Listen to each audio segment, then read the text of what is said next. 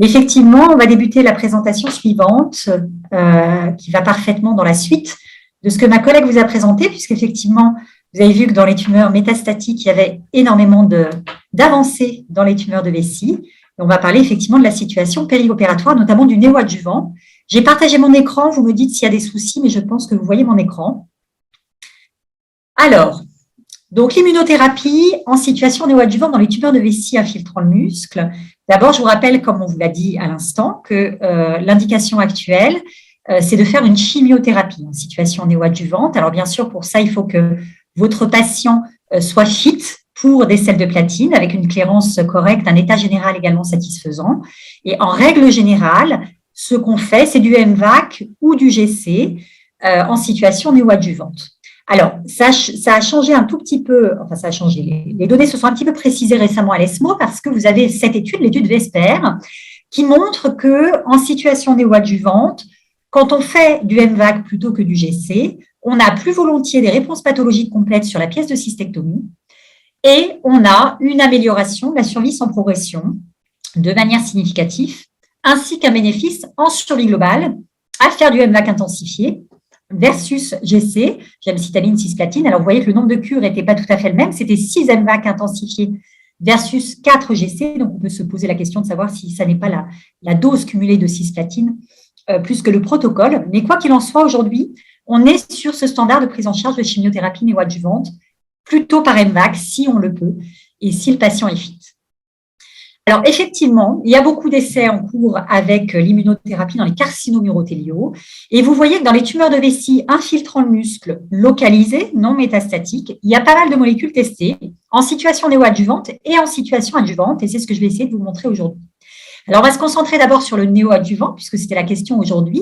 Et puis, je vous parlerai quand même un tout petit peu des nouveautés en adjuvant. Vous voyez qu'il y a énormément d'essais d'immunothérapie en situation néoadjuvante. Alors, des essais de phase 2 essentiellement, et puis maintenant des essais de phase 3 qui sont toujours en cours. Les deux essais qui vraiment ont révolutionné un petit peu le concept, c'est Abacus et Pure 01, qui ont été présentés tous les deux en même temps, quasi, il y a quelques années à l'ASCO et qui nous ont donné des résultats assez intéressants puisque, alors même chose, je vous mets à côté les taux de réponse pathologique complète, les PT0 sur pièce de cystectomie et la toxicité grade 3-4 en rouge. Bien sûr, c'est à visée simplement informative, ce n'est pas des données comparatives strictes, mais vous voyez que quand on fait du MVAC non intensifié, on est assez toxique avec 72% de toxicité grade 3-4. Quand on fait du MVAC intensifié, on baisse ces toxicités à plutôt 12%, et on obtient des taux de réponse pathologique complète de l'ordre de 38% dans les séries principales. Et puis, vous voyez qu'avec l'étude Abacus et l'étude Pure 01, Abacus a testé l'atezolizumab en situation néoadjuvante, Pure 01 a testé le pembrolizumab en situation néoadjuvante, et dans ces deux protocoles-là, on avait des taux de PT0 sur pièce de cystectomie qui étaient quand même très intéressants, 29% avec l'atezolizumab, 40% avec le pembrolizumab. Donc, on avait l'impression que l'immunothérapie était capable, comme l'était la chimiothérapie en néoadjuvant, de faire régresser la tumeur. Et on verra bien sûr si ça peut se confirmer en termes de bénéfices en survie, puisque je vous rappelle que les données de la chimiothérapie néoadjuvante et les indications actuelles, les recommandations actuelles reposent sur un bénéfice en survie globale et non pas seulement sur le taux de PT0 obtenu. Alors, vous voyez également que les grades de toxicité 3-4 dans les études Abacus et Pure 01 étaient relativement faibles, 9% et 6%, donc des molécules qui semblaient très bien tolérées, avec la majorité des patients qui pouvaient aller jusqu'à la cystectomie.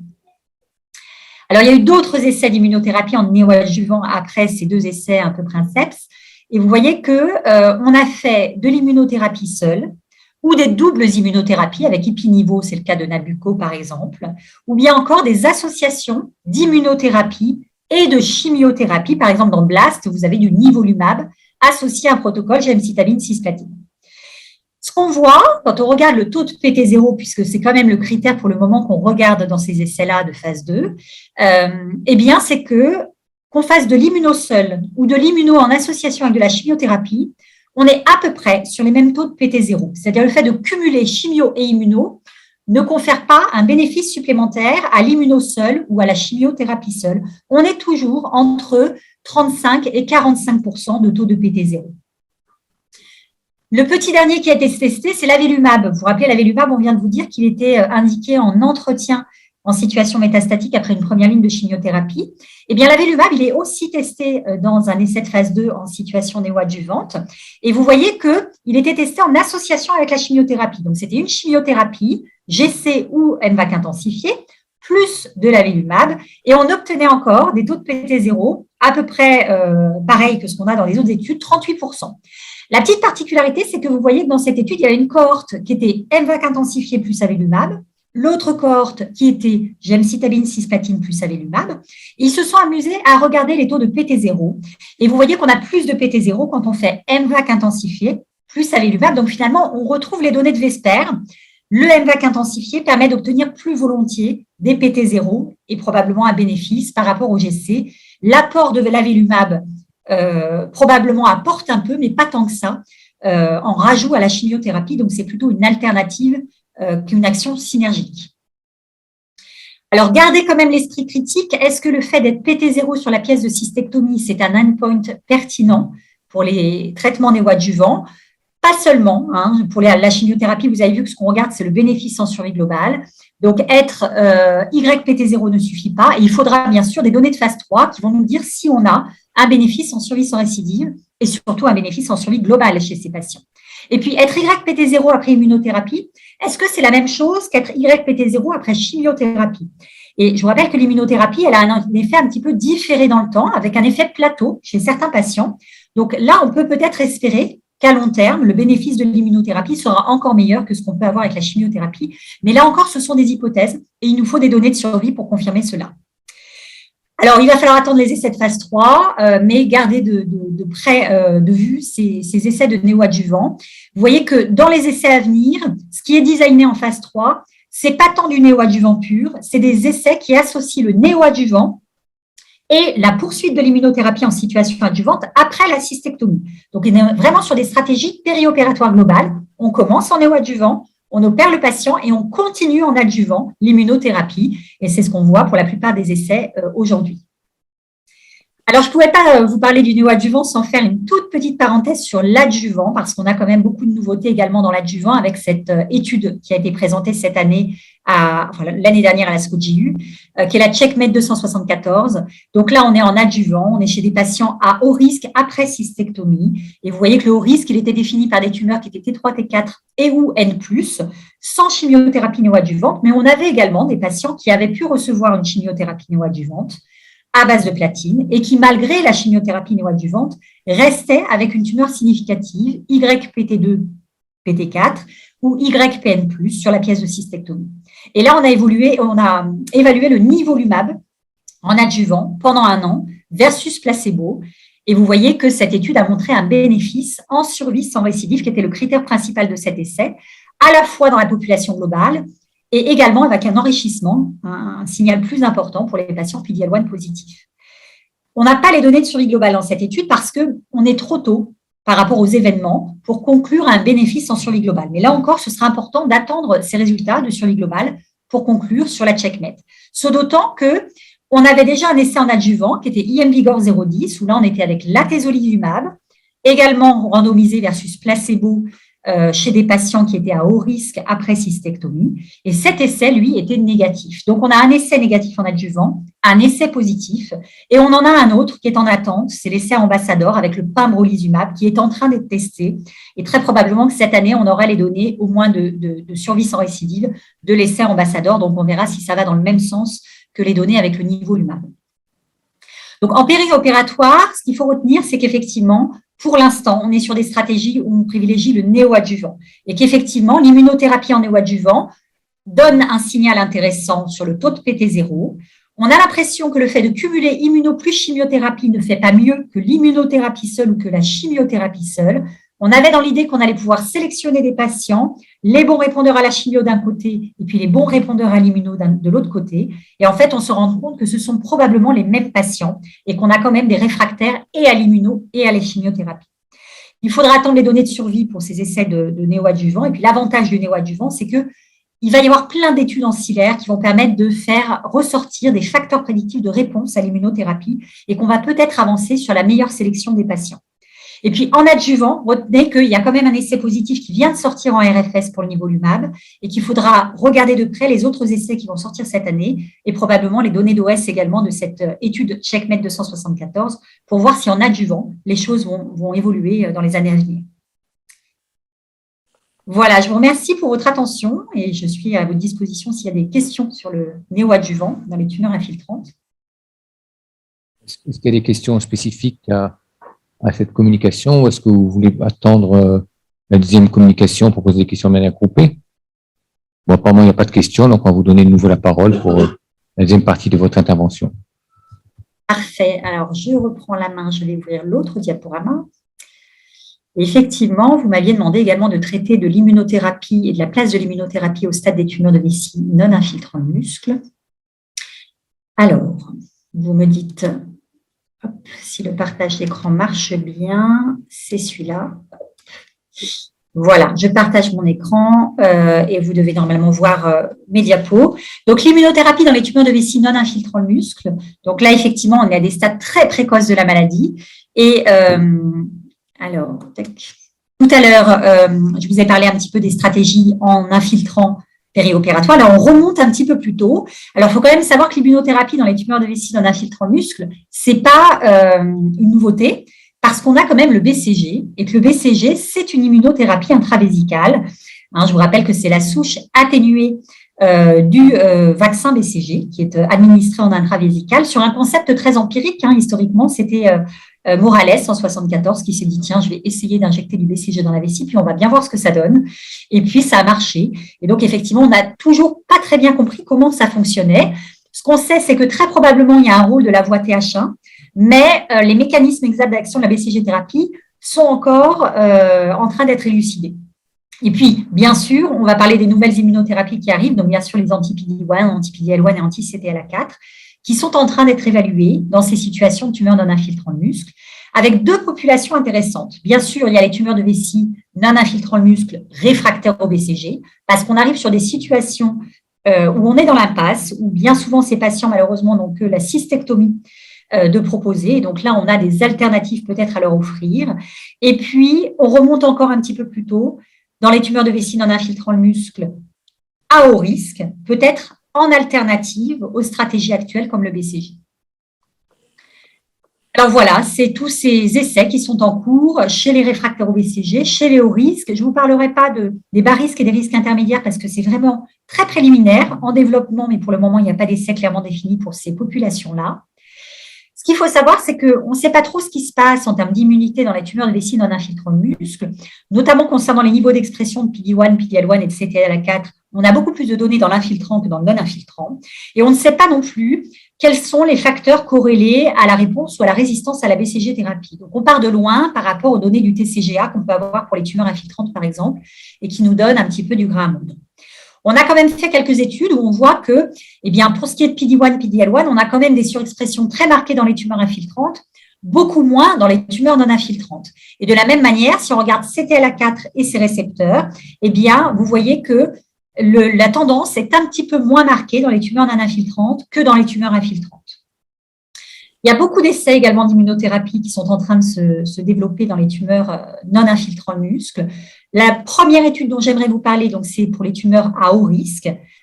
C'est l'essai Alban, qui est un essai français du GETUGAFU.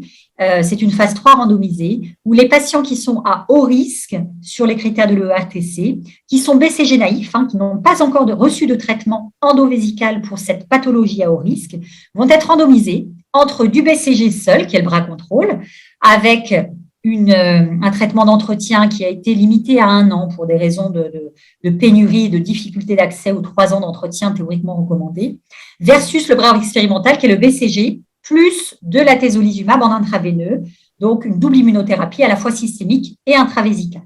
Cet essai, il est en cours, il y a à peu près la moitié des patients inclus à l'heure actuelle, et donc on n'aura pas les résultats avant 2024, à mon avis.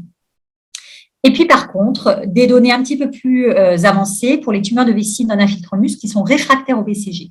Donc là, c'est une vraie question, puisque c'est des patients pour lesquels, pour l'instant, on n'a pas grand-chose. On va voir qu'on a quand même d'autres stratégies que l'immunothérapie qui sont également en train d'être évaluées. Mais vous avez cette étude, qui est l'étude Keynote 057, qui a beaucoup fait parler d'elle, qui a évalué le pembrolizumab en situation de tumeur réfractaire au BCG.